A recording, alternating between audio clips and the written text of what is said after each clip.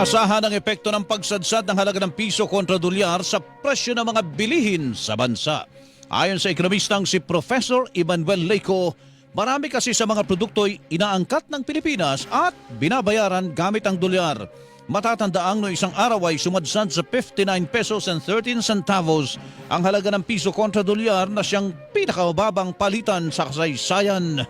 Napakarami na po ang inaangkat nating mga produkto, pagkain, pati po siyempre ang gasolina, inaangkat po natin yan.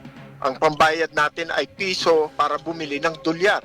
Opo. So kung mas marami na po ang dolyar, ang piso na kailangan natin para makabili ng dolyar, magkakaroon din po yan ng epekto doon sa presyo ng mga binibili natin sa ibang bansa. Nauna rito, sinabi ng Bangko Sentral ng Pilipinas na posibleng sinasalamin ng paghina ng piso ang pangamba ng merkado sa posibleng pagbagal ng paglago ng ekonomiya dahil sa mga isyu ng katiwalian.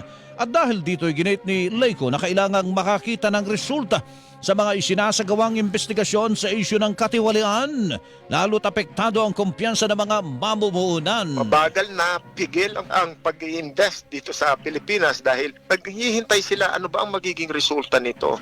Ngayon po, kailangan talaga maging transparent ang gobyerno. Ano ba ang nangyayari sa investigasyon? Dapat nakikita, naririnig ng mga mamamayan. Ang tinig ng ekonomistang si Professor Emmanuel Leyco.